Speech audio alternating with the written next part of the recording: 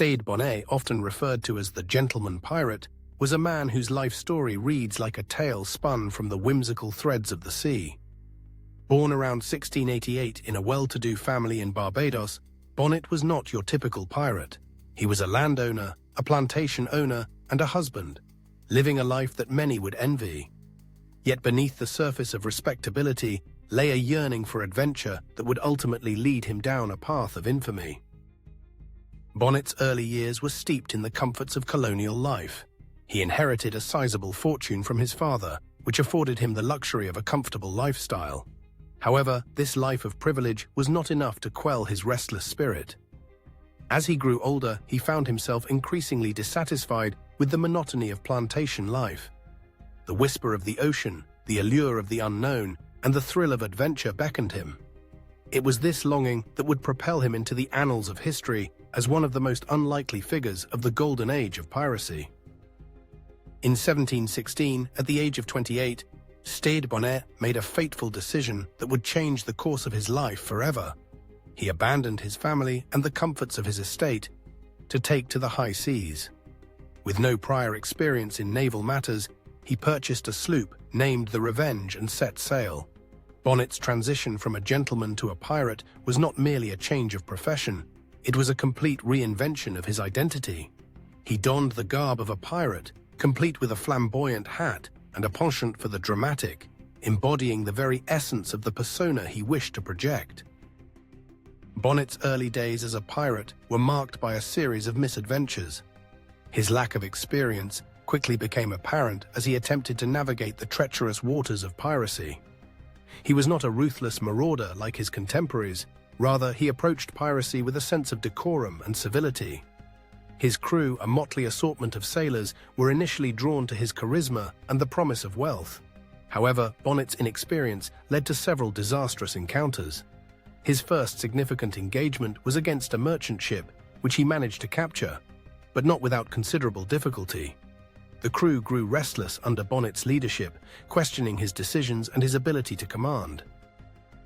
Despite these challenges, Bonnet's fortunes began to turn when he crossed paths with the infamous pirate Blackbeard.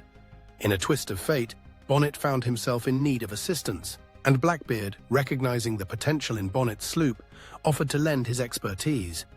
The two formed an unlikely alliance, with Bonnet providing the ship and Blackbeard the experience. This partnership, however, was fraught with tension.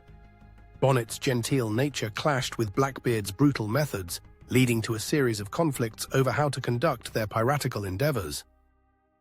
One of the most notable moments of Bonnet's life came during this partnership. They embarked on a raid that would become legendary in pirate lore.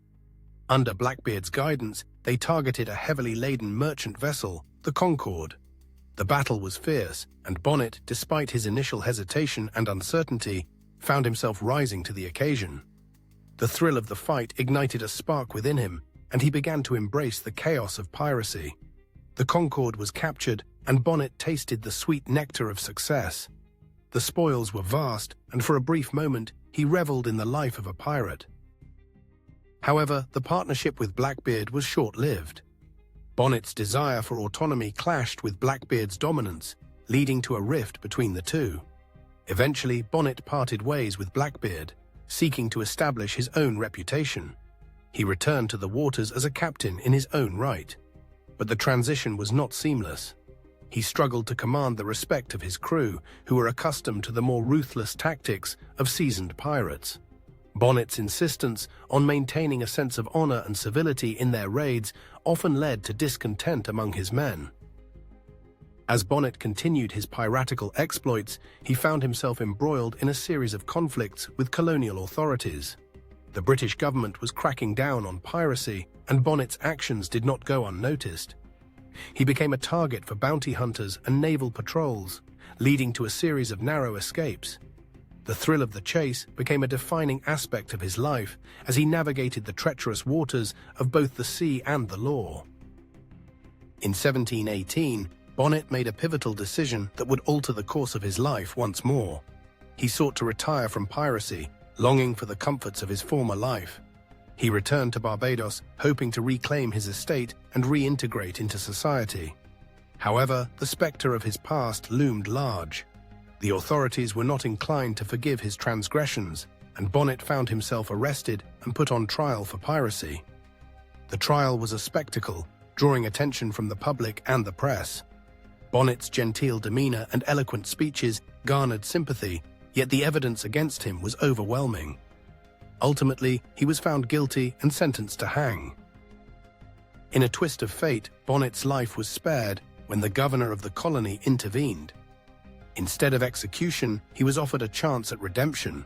He was released on the condition that he would abandon his life of piracy and help the authorities capture other pirates.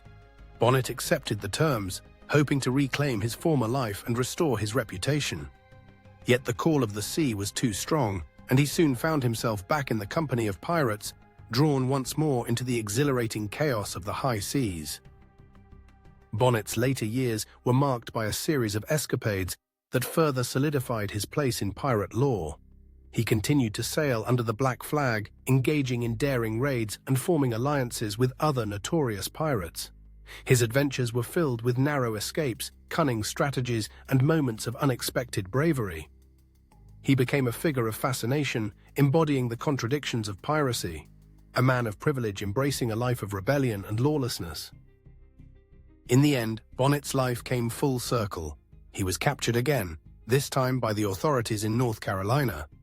The trial that followed was a culmination of his tumultuous journey. The gentleman pirate, once a figure of charm and charisma, found himself facing the gallows once more. Yet even in the face of death, Bonnet maintained his composure. He spoke eloquently in his defense, recounting his adventures and the choices that led him to this moment. His story resonated with many, painting him not merely as a criminal, but as a man who sought adventure and freedom in a world that sought to confine him. Stede Bonnet was executed in 1718, but his legacy lived on. The tales of his exploits, his partnership with Blackbeard, and his struggle for identity became woven into the fabric of pirate mythology. He became a symbol of the complexities of human desire, the longing for adventure, the quest for freedom, and the inevitable consequences of defying societal norms. His life serves as a reminder that even those who appear to have it all can find themselves drawn to the wild and unpredictable currents of life, seeking something beyond the ordinary. In the annals of history, Stede Bonnet remains an enigmatic figure, a gentleman who dared to embrace the chaos of piracy. His story is one of contradictions, a man of privilege turned outlaw, a seeker of adventure who ultimately paid the price for his choices. The narrative of Stede Bonnet is not just a tale of piracy, it is a reflection of the human spirit's relentless pursuit of freedom and the complexities that come with it.